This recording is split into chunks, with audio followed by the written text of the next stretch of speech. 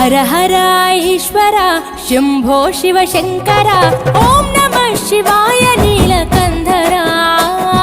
శిరసున గంగమ్మతో తనువున గౌరమ్మతో తరలిరా తనివి తీర ఈశ్వరా